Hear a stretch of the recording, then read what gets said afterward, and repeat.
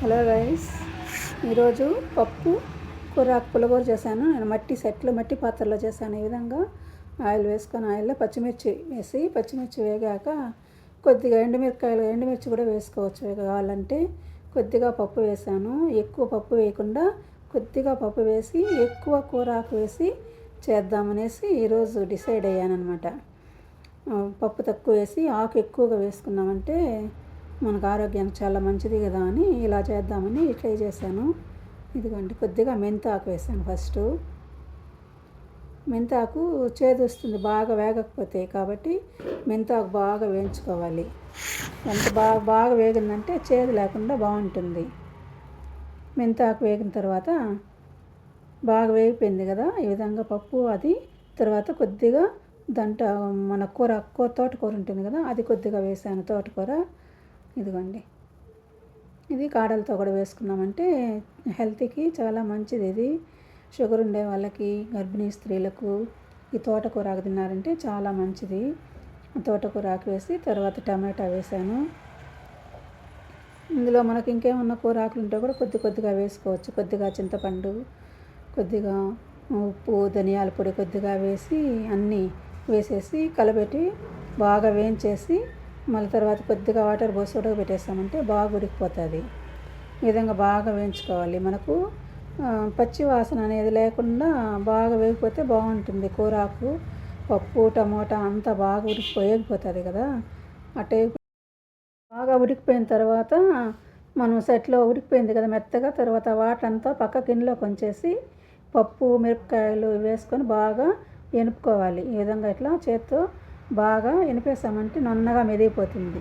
నున్నగా మెదిగిపోవాలి. వాటర్ పోసి బాగా నున్నగా ఎనిపేసామంటే బాగుంటుంది. ఎక్కువ నున్నగా లేకుండా కొంచెం తక్కువగానే ఉండాలి.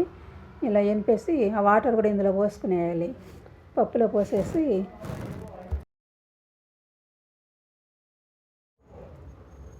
ఇలా బాగా ఎనుపుకుంటే సంగట్లోకి, అన్నంలోకి, చపాతీలోకి, దేనిలోకైనా చాలా రుచిగా కమ్మగా బాగుంటుంది.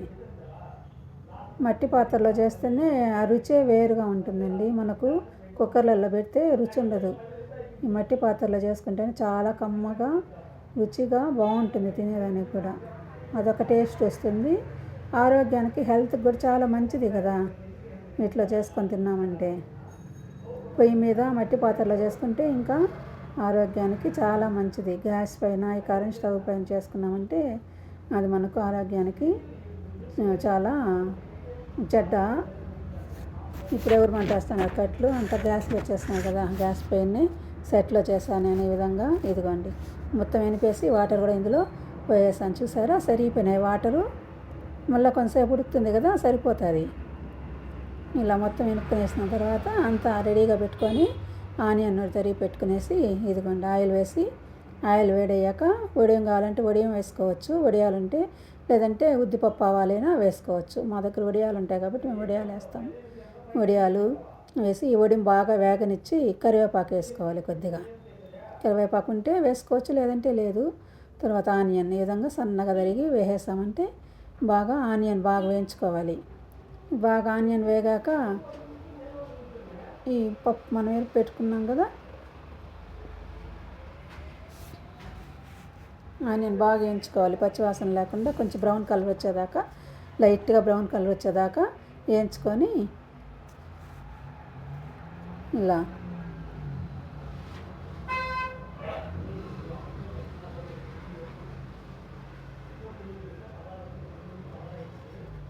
కలర్ మారింది కదా, చేంజ్ అయింది కదా ఆనియన్, ఇంతవరకు వేయించుకోవాలి. ఇలా వేయించుకున్న తర్వాత మనం పప్పు ఉడకబెట్టి ఎనిపేసాం కదా, పెట్టుకున్నాం కదా రెడీగా, ఆ పప్పు ఇందులో వేసేద్దాం. ఇందులో వేసుకోండి. ఇలా ఇందులో వేసేసి కొంతసేపు ఉడకబెట్టేయాలి.